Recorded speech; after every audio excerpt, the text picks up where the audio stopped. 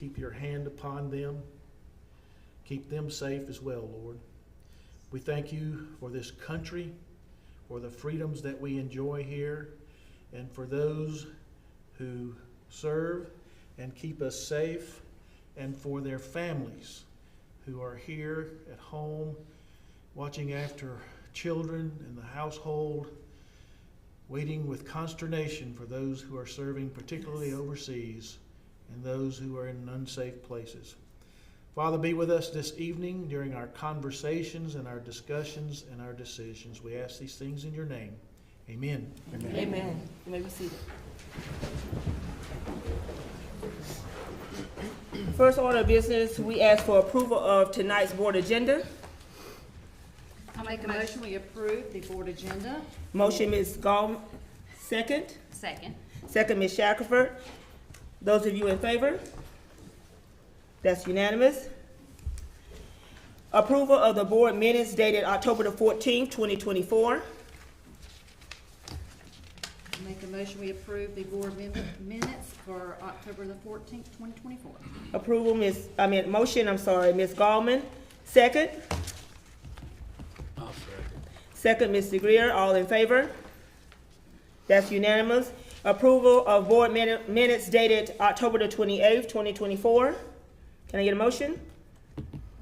I'll make a motion that we approve the board minutes dated October 28th, 2024. Motion, Ms. Shackelford. Second. Second. Second, Mr. Wilkins. All in favor?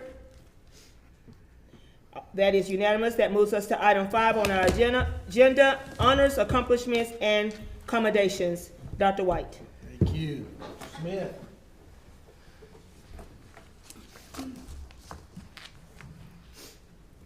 We would like to honor our October recipients, Crystal Apple Award. So as I call your name, please come to the front and I will read a little statement about you and your service. Our Administrator of the Month goes to B.J. Bowling, Assistant Principal at Gaffney Middle School.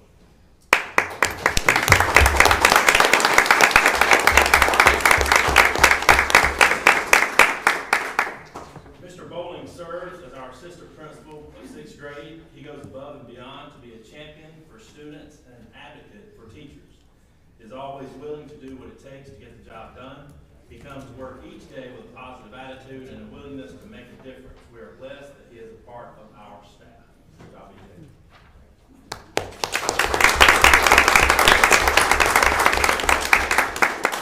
Our teacher of the month is instruction technology instructor from the Institute of Innovation, Mr. George Duncan.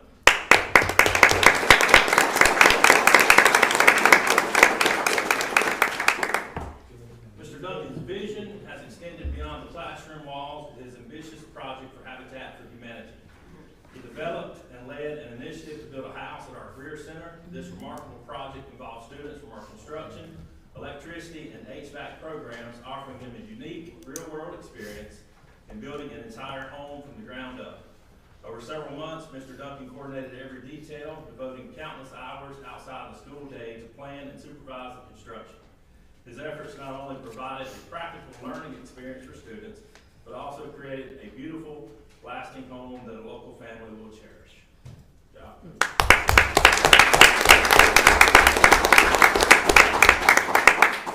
Our substitute of the month from Gaffney Middle School goes to Nelvin Farr.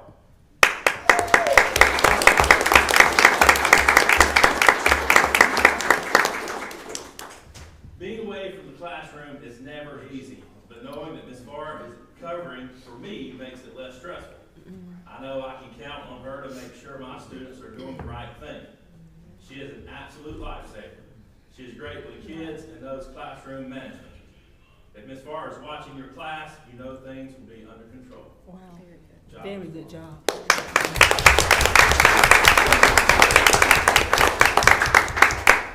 And our support staffer of the month is transition support coach at Gaffney High School, Ms. Karen Jones.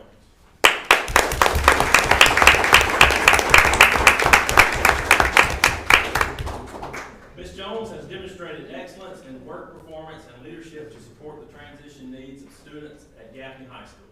She provides students with hands-on experiences to support their IEP goals and skill development. She's a team player and is always available to assist the teachers and students in the Student Services Department. Good job, Ms. Jones. Good job, Karen. She's also married to Coach Dan Jones, and she should get 2 hours. Right. Exactly. I'm trying to get him excited Friday night. Okay, anybody else need to vote on it? All right, if you're here in support of one of these, would you please stand? Because I want to thank you for all you do to make this possible for them.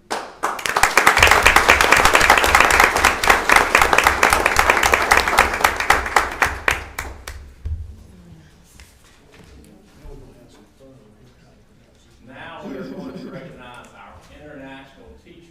I first want to talk about the FACES organization. It stands for Foreign Academic and Cultural Exchange Services.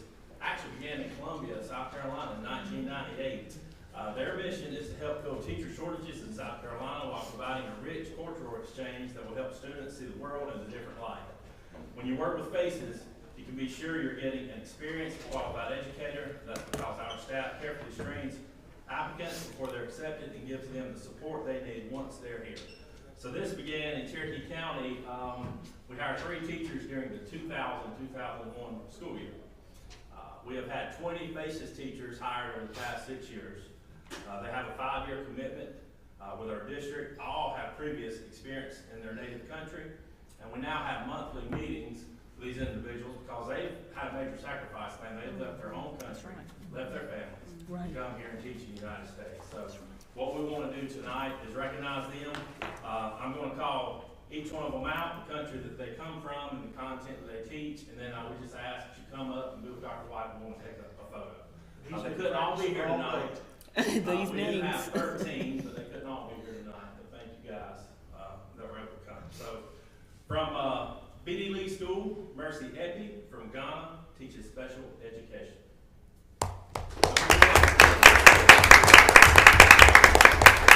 So from BD Lee, Selena Yeboah, Ghana, special education.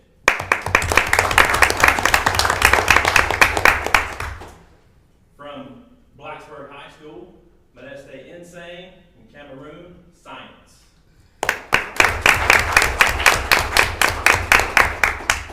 From the Copeland Academy, Monica Asodi, Kenya, teaches math.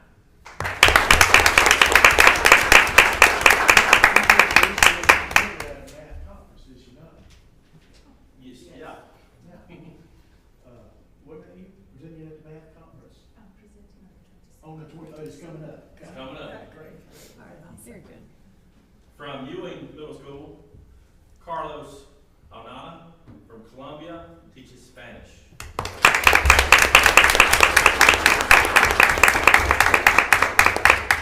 Also from Ewing, Prince Azimi, Ghana, teaches math.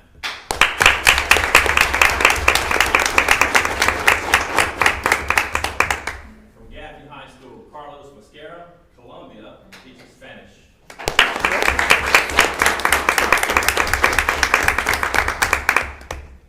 Gaffney Middle School has 4 FACES teachers, okay? So Ariel Bagu from the Philippines teaches science.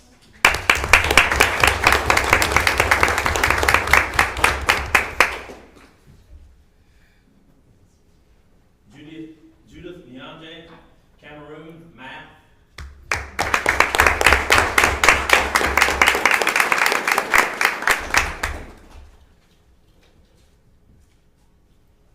Wilmary Sequeira, Venezuela, teaches Spanish.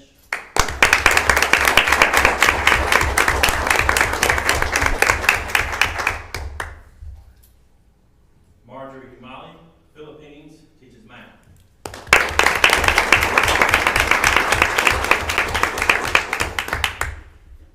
And from Luther Vaughn Elementary School, we have 2. Charlene Bakhtat, Philippines, special ed.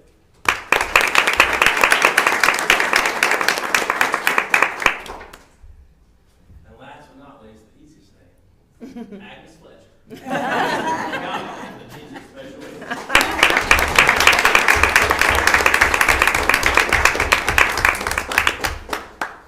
Very nice. Everybody smile.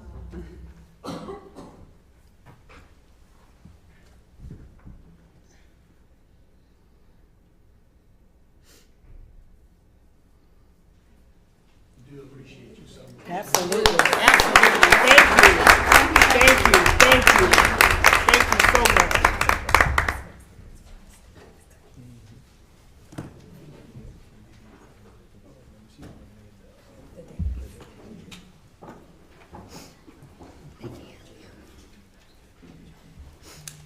Before they leave, did any of the trustees have a comment?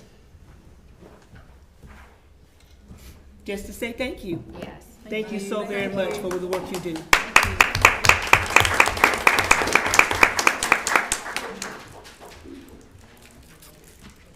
Item 6 on the agenda, School Board Policy BEDH, Public Participation.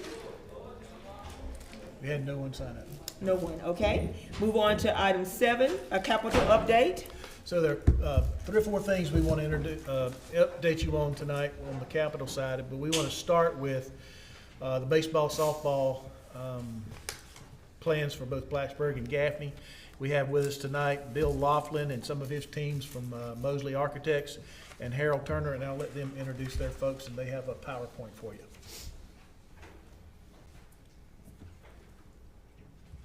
How are y'all? Wonderful. Great. Harold Turner with Thompson Turner, so excited to give a little update on the project. So first and foremost, some of the stuff you might have already seen and some of it might be new. So I'm gonna start out by jumping right into Blacksburg softball. So I think this is a plan as you've seen. Obviously new concessions, restroom, field house, new 2-lane batting cages, and new backstop at Blacksburg softball. So moving right along just to see if I can get this thing to change.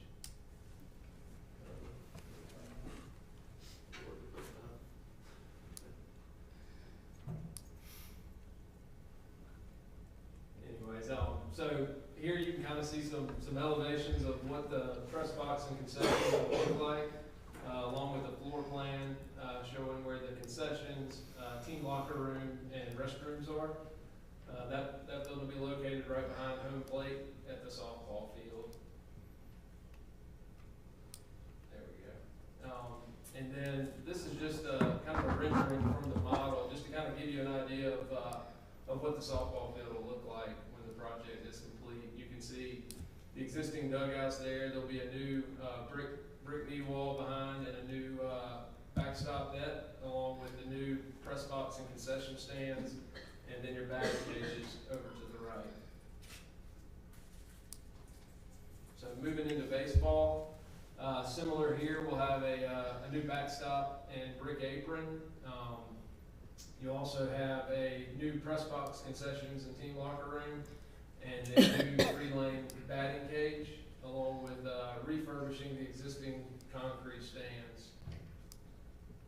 And also, this is the only one that we will have new dugouts as well. So now I'm gonna, this thing to change. Next slide. I'm gonna hand it over to Bill to talk a little bit about the Gaffney right after this one. So this here is just a floor plan and some elevations of the Blacksburg baseball facility.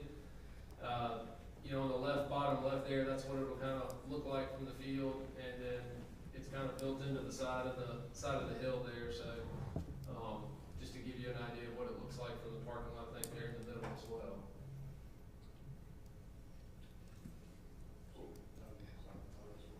And then similar to softball, here's kind of a rendering from the BIM model. Just I'm a very visual person, so I wanted to kind of give you an idea of what it would look like. So you can see there the stands that are existing but get refurbished, new backstop, new dugouts, the press box and concessions, and then your batting cages over to the right. I think another thing with refurbishing the stands there, you'll have new hardscapes and sidewalks up top for easier access to the top of the stands. You can kind of see that in the top left corner. For ADA? Yes, ma'am. All right, I'm gonna hand it over to Bill to talk about Gaffney. So I think this one might be the first time you're seeing this layout here. Thank you, Harold. I would just like to say that we're pleased to have Thompson Turner and Caleb and his gang on the squad now, and we've got a long working relationship together. We're just pleased to be partnering at this point in the project. So we Like Harold said, the last two, images, sets of images, you've seen 3 or 4 times, so we're not gonna dwell on those, but I do wanna, stand up and touch on the Gaffney, design at the, what we refer to as the county park, site. This is the first time you're seeing that, so, as you can see there, the fields are exactly where they are today, existing today, and then we're gonna tuck, number 3 is the concessions, restrooms, and field house building, which is very similar to what we had, across the road here, over there, I think, minus the press box upstairs. So where you see the number 6s, we'll have new, bleachers with, prefabricated press boxes, as part of the bleachers. And they come from the bleacher manufacturer. Well, I'll show you some elevations here in just a second. Number 5 is your existing, batting cages. Number 4 is an alternate. We are designing it, we're gonna get pricing on it, and see how it, holds up. But is a new storage building. It's more, more properly located for the facility. And then number 7s are the, existing dugouts. And what else am I missing here? And then you see the white is kind of the, what we call the sidewalks and plaza. They, kind of a hardscape that'll help tie everything together there. So that's really it for that. If you could advance to the next slide, please. Thank you. So the floor plan, I believe, is identical to what you've seen before on that level. And then, of course, the elevations are different. There's not that upper, press box level. Next slide, please. And then here is some plans of the bleachers. You see the, press boxes for each, the softball, the scale's a little bit different. The softball bleachers are smaller. They're just kind of blown up on this image. So the softball bleachers on the left, baseball on the right, 150 at softball, 300 at baseball. And then you see the elevations of the prefabricated press boxes there. And then I think that is it. Okay, next slide, and then schedule. Thank you. So, I'm sure the part everybody is excited to hear about is budget and schedule. So, over the past few weeks, we've been working diligently to we reached out to over 200 subcontractors and trade partners to get pricing. Right now, we've received feedback from roughly 50, so we're still working hard to try to get all those numbers in, and then ultimately, when we get all those in, to sit down with each one and scope them out to make sure that we get every price, every quote, apples to apples, to ensure that you get all the scope and everything that you want in your project. So we've actually got a meeting tomorrow morning at 10 to sit down and start working through some more of that. So looking forward to here over the next week or two getting a budget put together. But we have established some site logistics plans and schedules. So as you can see here, we feel like we can jump on Blacksburg softball early and get an early start there without impacting their ability to play on the field. So due to the way that site lays out, we feel like we can kind of separate off the side where the new batting cages go and where the press boxes go, and temporarily relocate your existing bleachers kind of to the right field area, which my understanding, a lot of people like to watch the game from there anyways, so that this coming season, you can play all your home games there, but we can also get a jump start on the site work and utilities on that project. And then moving down the line here, Blacksburg baseball. So really we could not find a way to work on that site during the season, so we're going to look to start that as soon as the season is over. So we'll start it sometime in May and get it turned around before the next baseball season. And same goes with Gaffney as well. Starting that in May and looking forward to turning it over in February of 26. And so the idea of scheduling everything this way was to find a way to make sure all the students got to play their home games at their home field without impacting the schedule. So with that, I believe that is our last one. So open it up for any questions. Yeah, I'd just point out that the schedule there was, they're here tonight. The principals and athletic directors from both high schools are here, and they've been heavily involved in helping figure out what's the best way to do this. from a time standpoint and be as fair as we can be to kids who are in school right now. So this was heavily influenced by their input, and will continue to be. We also have our maintenance person at every one of those meetings, and Mr. Nethkin over here with technology is in those meetings, and Smitty is a part of those meetings as well. So we're trying to be as comprehensive as we can be in this planning process. What's the price of the Gaffney project? So that's what we're currently working on, is trying to get all of the numbers in from all of our trade partners. And, you know, we've got a lot of numbers in, but as soon as we get those, we really have to spend, we like to do what we call pre-award meetings. So before we go and award it to a trade partner, we want to go through and scope it out to make sure that every number we got, let's say site work, is apples to apples. So if you need 100 foot of pipe, they've got 100 foot of pipe. If you need, you know, 1,000 cubic yards of concrete, everybody's got that same amount, and so all their quantities are right, and that we are lining them up apples to apples. So unfortunately, I can't give you the answer on where that budget is today, but like I said, we're gonna be working over the next 2 weeks, having those meetings, scoping out all the trade partners and getting them apples to apples. And so I say all that, but at the end of this, when I come in here next time, I'll have a bid book that's about this thick. It starts with concrete, masonry, steel, all the way down to athletic equipment, and you'll be able to see who all we reached out to, local, statewide vendors, who responded, and where all the numbers fell, along with the overall budget. So It's gonna be close, I'm sure. Close to the 9 mil? It's the budget of what, yeah, I'm satisfied that, the more time that goes by, the more it's gonna cost us. So getting on this as quickly as we can is important. We also have built in contingency to it, as well. So whatever that final number is, we hope that number is high as well, and that we will need the contingency that we build into it. Probably safe to say Blacksburg is running pretty close right now, and on the Gaffney side, those numbers are probably the ones that we have in so far, maybe a little higher than what we had hoped they would be, but I think it's going to be within tolerance. So we'll get those numbers at our December meeting, Should be. that's our goal. Yeah. Yes, ma'am. December 9th. Yes, ma'am. Okay. There was one more thing I wanted to. It left me. Any other questions? I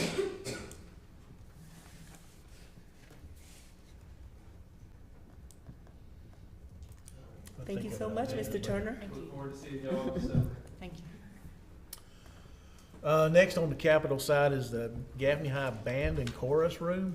So the last owner, architect, contractor meeting we had, the news was a lot better. So we're pretty close to being back on track. They've been working some weekends and even some evenings to get us back there. I'm working with Dr. Blanton now on some sound panels and some interior furnishings that weren't part of the original. So we're going to try to have all that in place as well. Gaffney Middle School classroom desks. The 2 high school principals and all the middle school principals were in on the selection of those student chairs and desks. So they're kind of standardized on that now. And the first order has been put out, and we're thinking that those are going to be coming in to Gaffney Middle School around the Thanksgiving or Christmas time frame. Do you remember, Mr. Dawkins? Christmas break. Christmas break? Okay. Latest. Yeah. Not a whole school full with the number of dollars that we have, but we'll see where we are with the budget before the year is out. We may be able to order some more. So we'll stay after it till we get it done.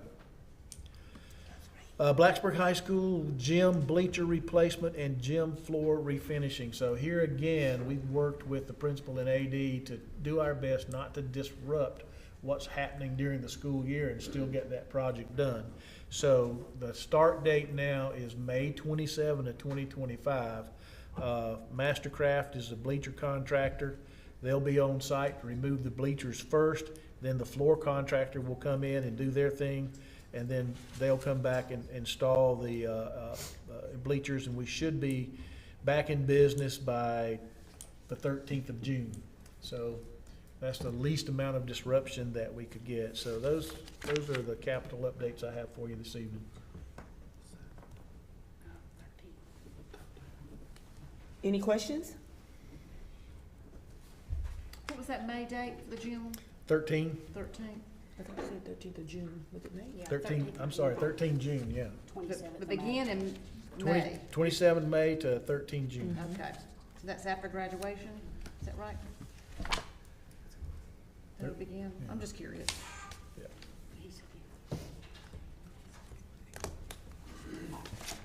Any other questions?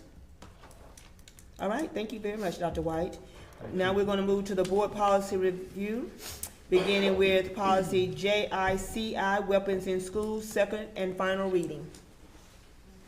Thank you, gentlemen, for coming.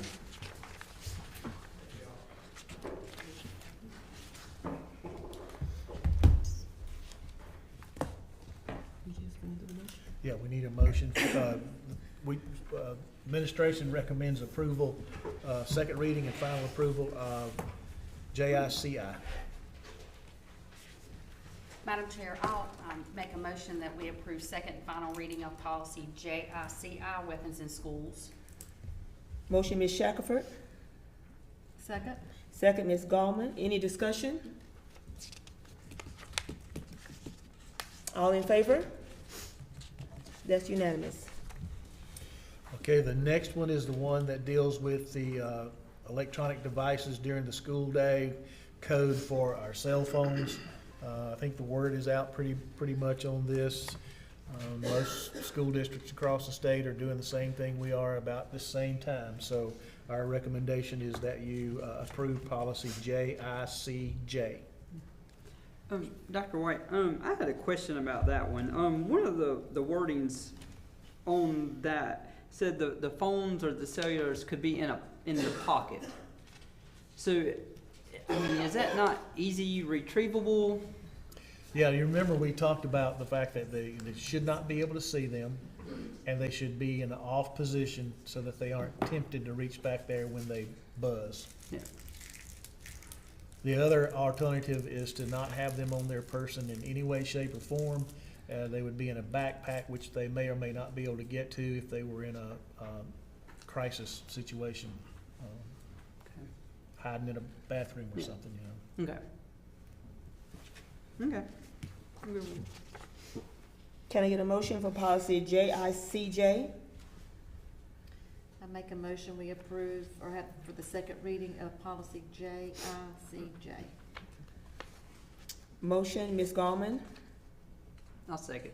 Second, Mr. Wilkins. Any other discussion? All those in favor? That's unanimous. Policy KBE is relations with parent organizations. This is second and final reading. This was, again, another one that's basically us complying with what state law has. And to the best of my knowledge, all of our organizations have their paperwork in. If there's some new ones, we'll get that paperwork and get it to you as well. So we recommend the second and final reading on that one. Can I get a motion? I'll make a motion that we approve second and final reading of policy KBE, relations with parent organizations. Motion, Ms. Shackelford. I'll second it. Second, Mr. Greer. Any discussion? All in favor? That's unanimous. Policy JKE, expulsion of students, second and final reading. Again, this policy just brings us in compliance with new state legislation. Motion? I make a motion we approve the second and final reading of policy JKE. Motion, Ms. Gallman. Second? I'll second. Second, Mr. Greer. Any discussion? All in favor? Unanimous. Policy GCF, this will be first reading, deals with professional staff hiring. These changes come at the recommendation of our council.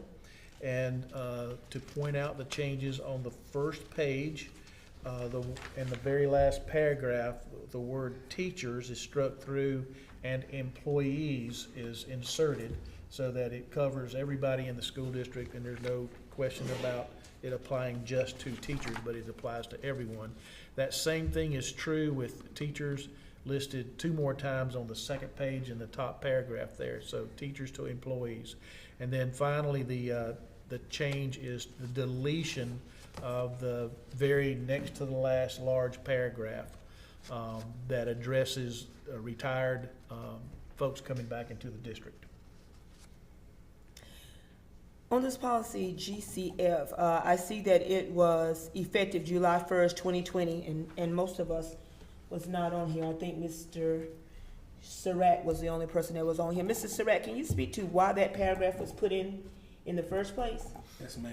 It was the board's belief, along with the superintendent at the time, that we did not want to lose some of our rising stars, some of our up-and-coming assistant principals who would never get the opportunity to be a principal if that person that was sitting in that position 40 years keep coming back every year. Then we would lose our up-and-coming stars to neighboring districts, and we didn't want that to happen because we was trying to promoting within.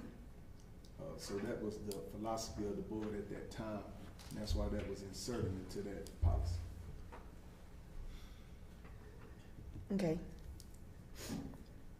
So while we want to retain our seasoned administrators, teachers, whatsoever, we also want to look out for those who come to our district with the hope of being able to move forward and better themselves and become administrators.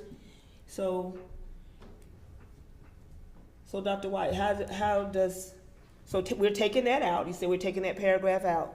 But what do we have in place to combat that? Because I can understand what Mrs. Surratt is saying. I wouldn't want to sit somewhere in a job for 30, 40 years waiting on somebody to retire and they never do. You know, even in my job my own personal job, I wouldn't want to be there forever with hopes of moving up, and there's never anywhere to move to. I think the environment today is a little different than the environment was in 2020 in terms of our competition for both teachers and administrators. Okay. In both of those areas. As you know, we have a number of positions that are open right now that we've had difficulty filling, both teaching position and administrative position or quasi-administrative positions. So I think this will increase the pool of applicants that are available to the district and will ultimately make us stronger. So you think we will be able to recruit high quality candidates removing this paragraph? I do. I think anytime you can not eliminate a group of potential applicants and enrich the pool from which you are able to choose, you're going to get more and higher qualified folks to participate in that hiring process and makes the entire district stronger. And Dr. White, just for clarification, retired administrators, do they work on a year-by-year basis anyway? Don't we go back and, they're not on a rolling contract. We go back. Most of the time, and look at their contracts. most of the time, those are hired on a letter of agreement for 1 year. Right. Yeah.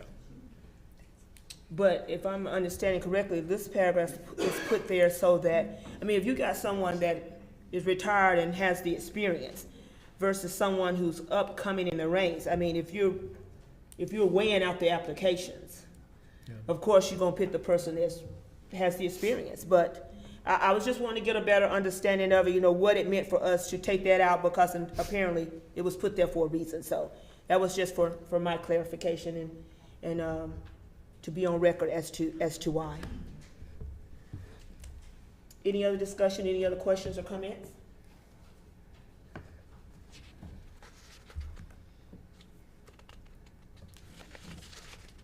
Okay, we're ready for a motion. I'll make a motion to approve the changes of policy GCF professional staff hiring, first reading.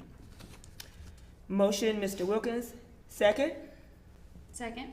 Second, Ms. Shackelford. Any other discussion, questions? All in favor? In favor, Mr. Greer, Ms. Shackelford, Ms. Gallman, Ms. Shippey, and Mr. Wilkins.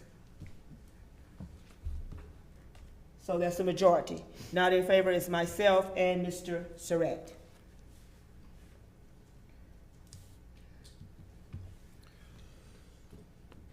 Last Okay, item. that takes us to Administrative Rule GCF-R, which is the administrative rule for implementing that policy GCF. So we just changed the language in the administrative rule to match the language that's in the policy. That's all we did. Okay, so that's information only. Any questions on that, though? All right, thank you, Dr. White. All right. This next one can be fun. So, Dr.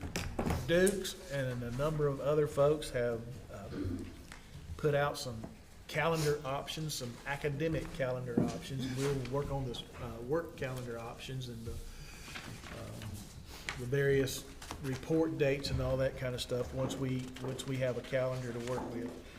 I think you have in your packet the raw data from the input from the various sources, but let me try to give you just a little bit of a synopsis.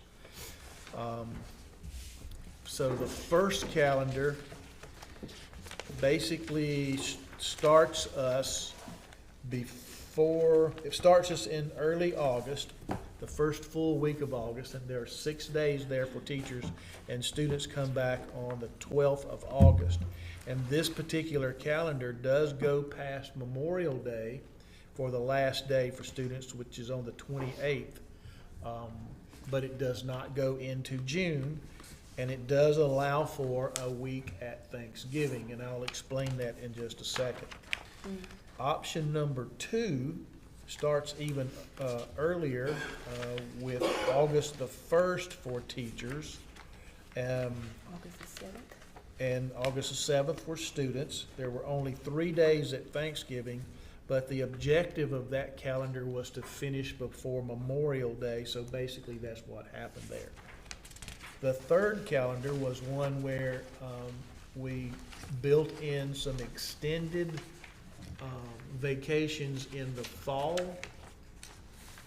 the winter, and the spring. So the winter break, Christmas break, if you will, basically stayed the same, but we added another week in late winter for students for a break. That calendar, we would have started on August the 1st. Actually, we would have started in July, and we would have ended in June. All of these calendars have the required 180 days of instruction and 190 days for teachers. So we took those out to the various groups and got their feedback.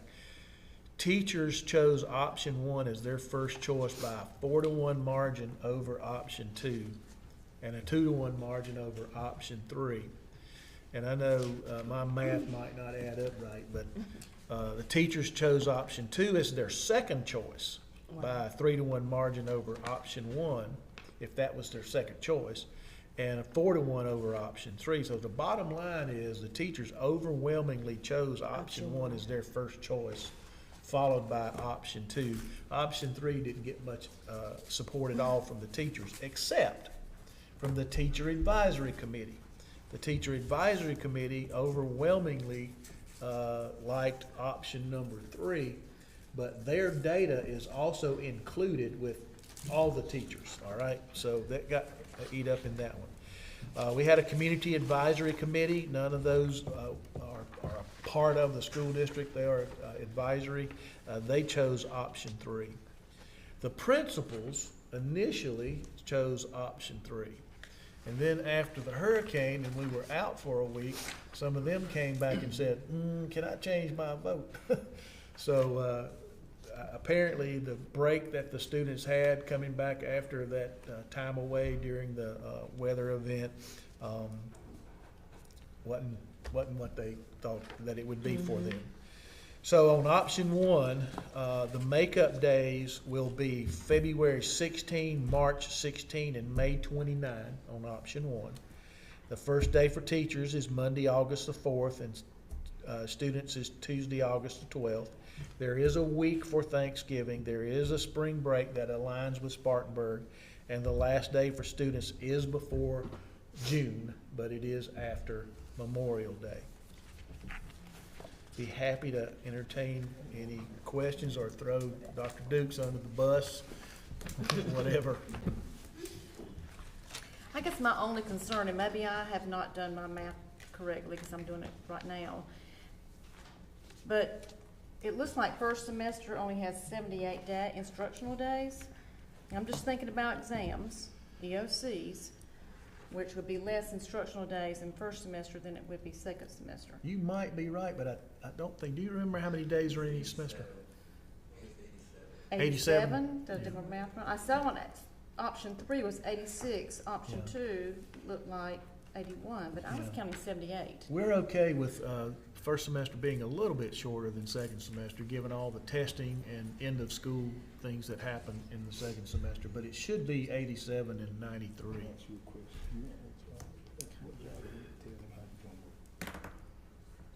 No job.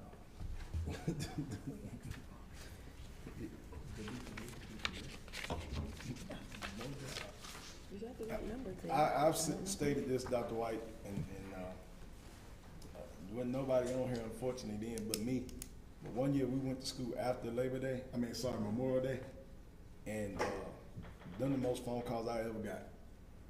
And I would never approve a calendar that goes beyond Memorial Day. So I see this when you gave it to us. I showed it to some, we got out before Memorial Day.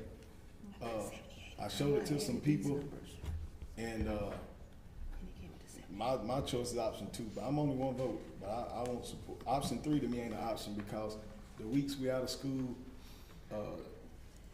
like I know some of our kids, they won't have adequate food. I mean, that's just reality that we live in, and obviously it's our job to educate them. But we live in a world now to where some of our kids are in such bad situations, we have to care for them too. So I won't support option 3 at all. But in my opinion, I think option 2 is the better option. And I have another question. Next year is not a major election, so why are we out the 4th? Well, we talked about that too. Most school districts today are out on an election day, whether it's a even year or an odd year, but I'm not married to it. I mean, I ain't losing sleep over that, but to me, option 2 is it eliminates the week of Thanksgiving. We talked about that with you. Mm-hmm. We start on the 7th, and the main thing to get out, Memorial Day falls early next year, I'm sorry, but obviously we can't help that Thanksgiving falling late this year. I mean, it is what it is, but to me, I vote against it, and if I get voted down when my phone rings, I give them all the numbers to call. Because I don't want to hear it. Because I'm telling you, folks, a lot of folks, them kids get out of school and they hit the road for Memorial Day, and they be gone the whole week. Yeah. I don't think any of us are passionate either way, but we threw it out there, one ending before Memorial Day, one ending after Memorial Day, and one with the extended breaks. And so that was the data we got back. Dr. Dukes, do you have anything? Yeah, we surveyed over 700 parents, and getting out before Labor Day was not one of their top choice. It was more about having breaks. Memorial Day. And I was counting those numbers at the bottom of each calendar. October, it had 15, but it's actually 23. So you're right, 86 days is the instructional day. I'm just all for, if that's what the teachers wanted, that's what the community wanted, then I'm all for option 1. And I understand, Mr. Surratt, what you're saying. But if that's what they want. If that's what they want. So are the students gonna be in school on the 3rd, November the 3rd? It says teacher work day, so they're gonna be off the 3rd and If 4th? it's a work day, they're not in school. So the students will be gone the 3rd and the 4th of November, and then we're gonna be 2 weeks and then off another week in November. You're off, yes, correct.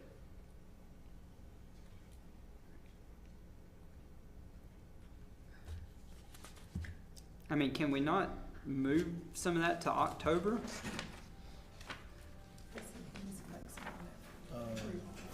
Short answer is yes. That's a long time, from September 1 to November 3rd to not have one day off. Yeah. And you also have to consider you don't have the 45th day, and all of those are implied in there as well, so we didn't put that in. Do the parents still want the full week at Thanksgiving? That was one of the options, one of the priorities. And they did want that? That was one of the Okay. priorities. But yeah, that's September to November, that's a pretty long time. That's 8 full weeks with no break. He did say we could work around that 3rd, 4th, Yeah. correct?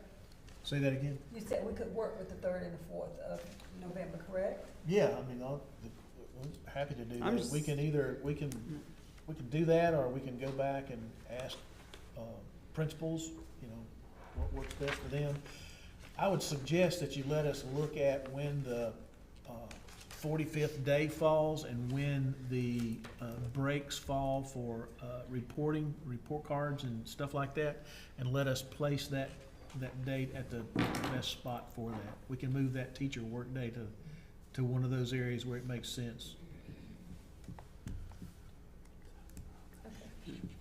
And if you want us to do that and bring the calendar back to you at the next meeting, we can do that, or you can just give us those instructions, and we'll press forward with moving that date, and then we'll be able to publish this calendar.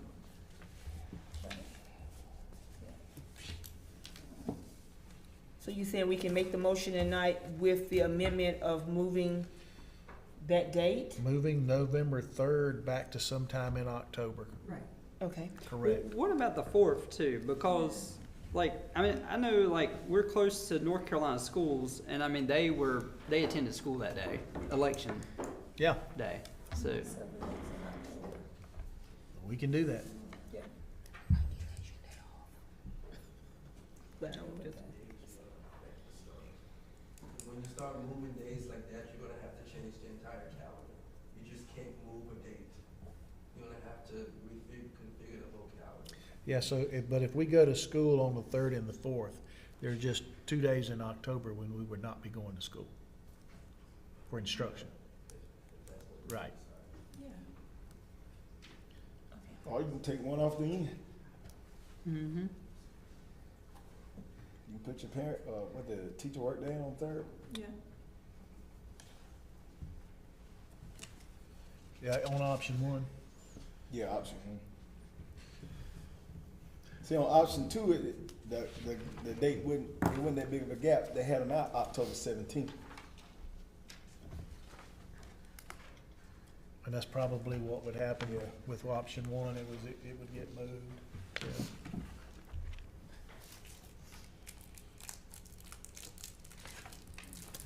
So Dr. Dukes, are you good with us making the motion with that amendment, or do you need to go back and? You can include that amendment. Okay. Good. Alright. Any other discussion? I call for a motion to accept academic calendar option 1 with the amendment of moving a day out of school into the month of October. Is that what we're doing? 1 day. Just the one day? Okay, what we doing, 1 day or 2?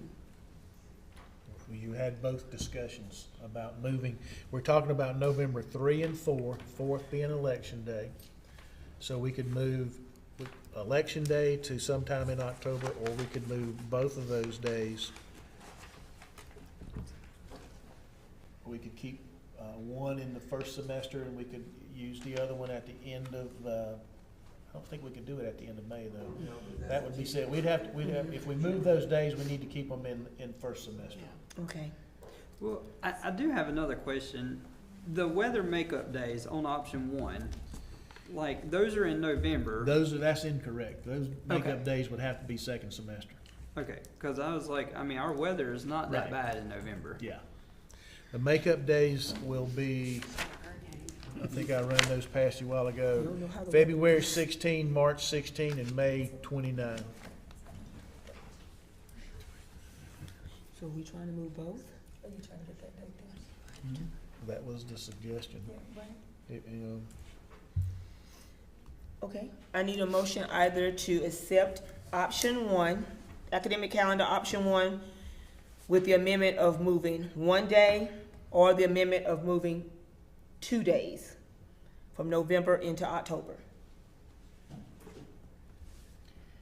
Due to the teachers, the staff choosing option 1 as their favorite, I make a motion that we approve calendar, the academic calendar for 25-26, option 1, with the idea of moving the 2 dates to October, however it ends up needing to be by Dr. Dukes. Got it. Motion, Ms. Gallman. Second. Second, Ms. Shackelford. Any other discussion? All those in favor? That is Ms. Shippey, Ms. Gallman, myself, Ms. Shackelford, and Mr. Greer. Mr. Surratt is not in favor. Majority rules. Okay. Number 10. Number 10 is the South Carolina School Board Association Board of Directors Region 12, as you know, is open. In order for someone to run for that office to be nominated from the floor, there is a requirement that the school board endorse that person. And I believe Ms. Dawkins will be at that meeting, and she has volunteered to sit for that office if the board would so choose to approve her. So we would need a motion to that effect. I'll make a motion that the board nominates Ms. Dawkins for that role. Second.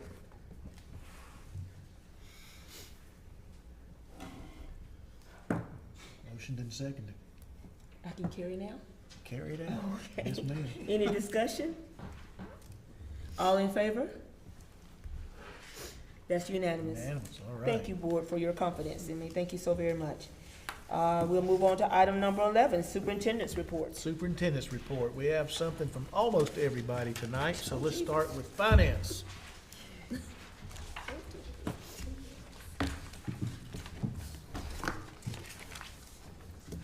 Everybody has something tonight. So, in front of you, some reports for the September. You see that we are, approximately $10 million in revenue. The expenditures are 19.7, which puts us in a negative at 8.7 million. Being that taxes, of course, don't come until the November, January timeline, by the time that comes in, we should be within line for our tax revenue. State revenue is tracking normal compared to last year. Expenses are 19% of what our budget is. Last year, this time, we were at 23%, so we're a little lower than what we spent last year. The budget. Do you have any questions or concerns with that? Do you have any concerns with this? You good? No. Okay. No, that, it was the same for anybody who was on the board last year. We did have that same lag in taxes. Right. So I'm hoping in December, January timeline, we should be right in line with what we had last year. I'm cautiously optimistic that we're better off than we think we are, Do we, and we're in good shape. will we receive an audit report in January like we normally do? We Okay. will. We're hoping to get that. They've been with us for about 3-4 weeks now. Okay. And we're trying to get done by December 1. The state did extend that deadline because of everything that's going on in the state, but we are planning to meet that Okay. deadline. I think it's December 2nd, so we'll bring them in for that meeting in January. Okay, great, thank you. Yep. And And we do have a budget committee meeting coming up, Monday, I think it is. All right. Student services, Is Miss Lenny gonna go first? I think she's deferred. Oh, okay. Miss Lenny, you deferred.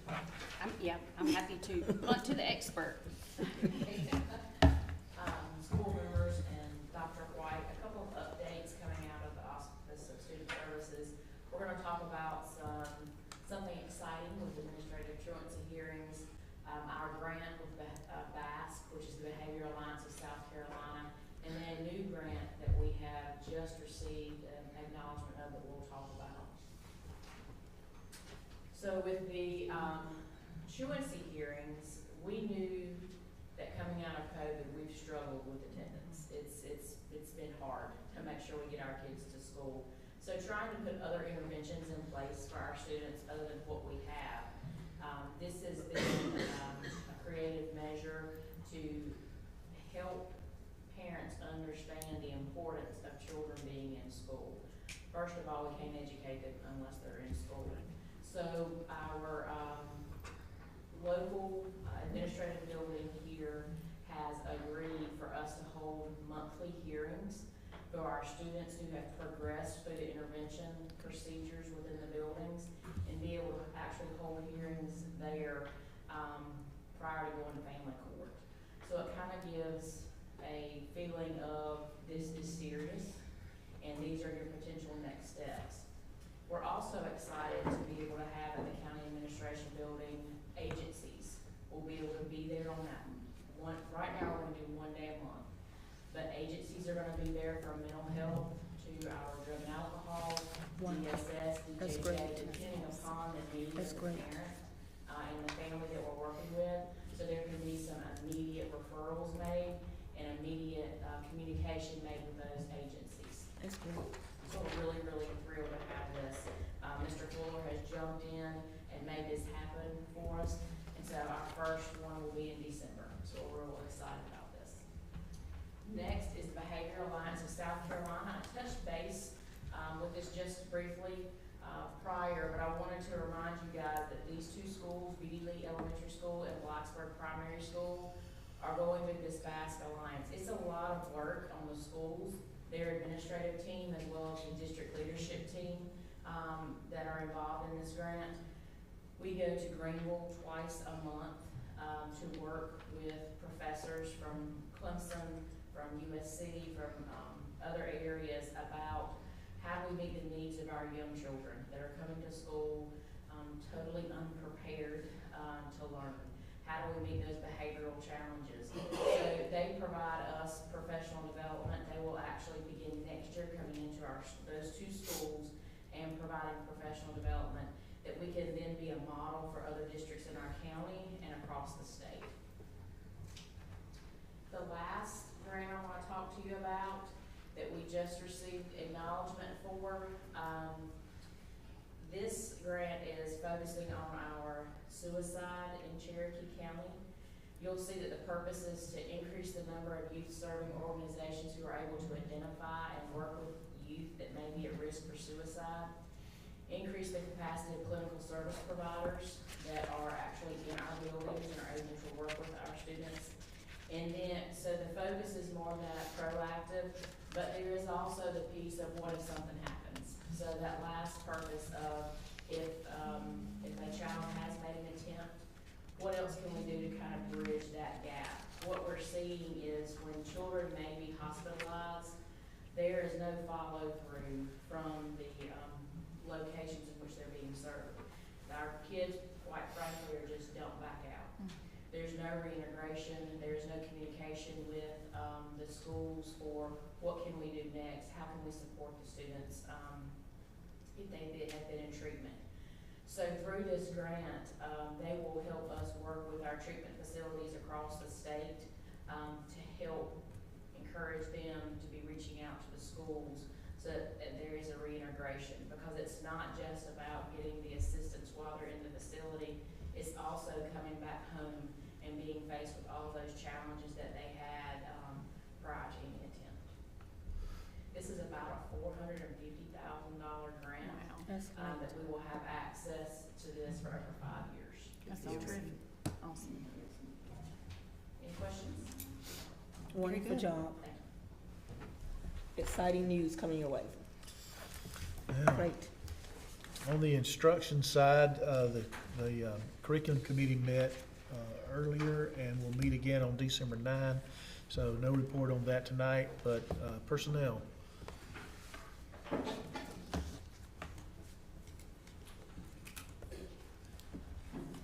Just an update on recruiting. I've attended fairs at Limestone University, Anderson, Lander, Clemson, USC Upstate. Spoke to close to 40 applicants there. Both elementary and secondary, mostly elementary applicants. We have several that are graduating in the fall. You know, we do have some openings there. Most of those that I spoke to will be graduating in spring, which obviously will have openings then. But I also spoke to 26 grads because you can't start too early. And getting those contacts out. Saw several Cherokee County former graduates, Upstate and Henderson, and told them they had a job, just come home. So hopefully they'll do that. Several of those went through our teacher cadet program, so we're growing our own there. And I'd like them to come back, and I know you do too, come back to our county. Most of those resumes that I have received have been sent out to the principals, all the elementary have been sent out. Of course, go ahead, we told them to go ahead and contact those students because they did show an interest in us as well. But you know, competition is fierce. Most of these fairs, you know, like when I went to Clemson, Anderson, and District 1, 2, 3, and 4, they were looking there. We did better, obviously, at Limestone and Upstate because we're going to have those students that want to stay close to Cherokee County. Some may not live in our county, but want to come work, you know, for us in Cherokee County. So obviously, what you've done the last few years with salaries and trying to be competitive and what the state's putting on us as well makes it a fair, level playing field. Yes. So that's important That's to great. always look at that and see that. So it's 10, 15 years ago. I won't go further. That's when I was trying to get a job. We couldn't find jobs, and now we can't find people. You know, the jobs are there, but we don't have the applicants. But you know, we're in a great location. I fought that battle with county council. With recreation, we're in between.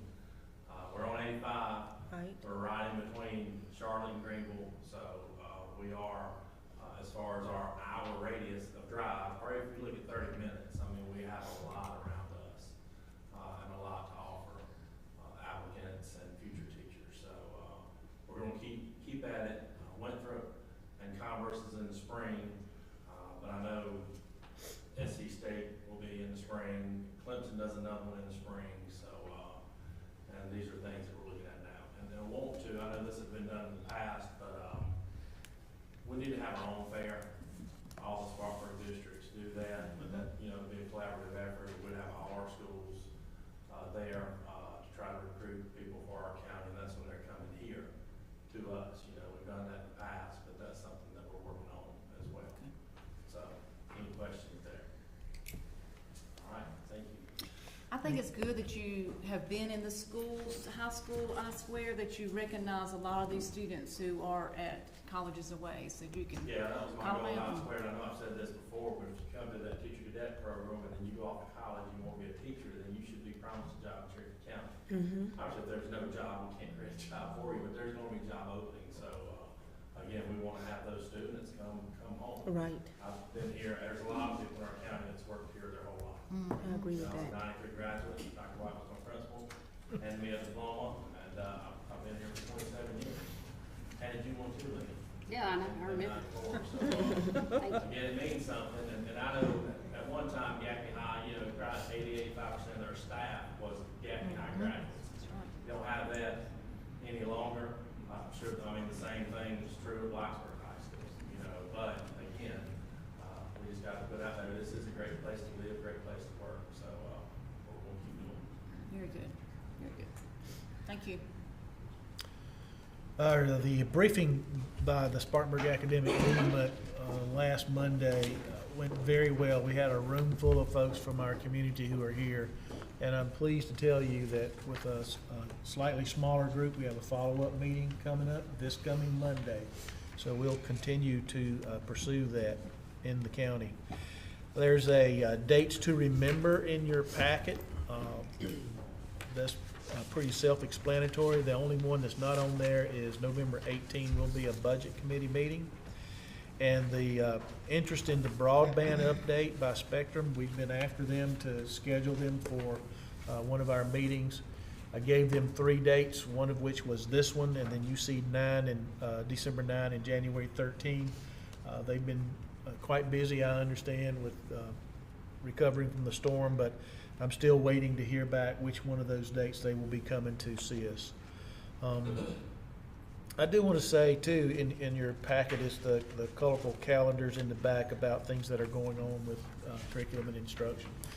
But today I was able to go to Luther Vaughn Elementary School for their Veterans Day program, and got to be part of it. That was wonderful. I made it out to Corinth Elementary, and it's still just one of the favorite things that I do. And I tell a story about being in high school and waiting to walk out on the field and hear the national anthem played, and the hair stands up on the back of my neck, and it still does today when I would hear those children singing those patriotic songs, and particularly participating in the national anthem and saying the Pledge of Allegiance is just a great thing that's going on in Cherokee County, and I'm just so proud to be a part of it. So, Madam Chair, that's our report. Thank you so very much, Dr. White.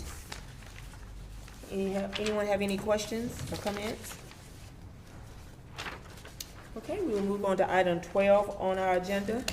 Executive session for the purpose of personnel matters, for the purpose of discussing the employment, discipline, or release of an employee or employees of the district, contractual matters, student discipline, and receive legal advice regarding policy BID. Can I get a motion that we enter in executive session for the aforementioned matters? I make a motion, we enter into executive session. Motion, Ms. Gallman. I'll second it. Second, Mr. Greer. All in favor? We are in executive session.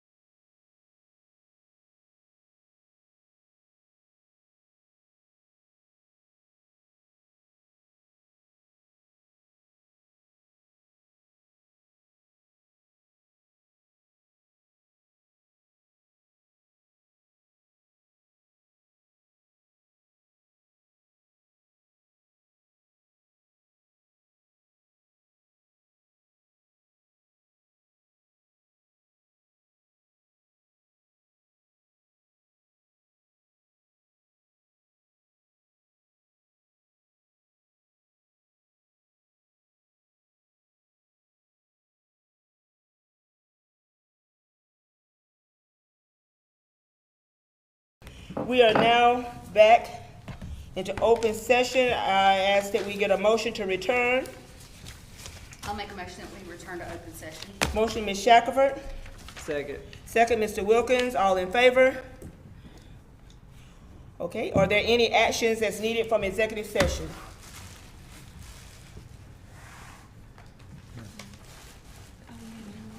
Oh, okay. I make a motion to approve the personnel recommendations. Okay, we moving on to item number 14. Motion to approve personnel recommendations, Mr. Wilkins. Second. Second, Mr. Surratt. All in favor? That is unanimous. Okay. Item number 15 on our agenda, announcements. Mr. Wilkins, I'm good for tonight. Ms. Shipping, Don't have anything. Mr. Surratt, I want to say happy Thanksgiving to everyone. Ms. Gallman, Happy Veterans Day and happy Thanksgiving. Ms. Shackelford, I'm good, thank you. Mr. Greer. This coming Saturday is the new cornerstone will be placed at Blacksburg High, and a meal will be followed after the cornerstone ceremony. What time is that ceremony? Starts at 12 o'clock. 12 noon.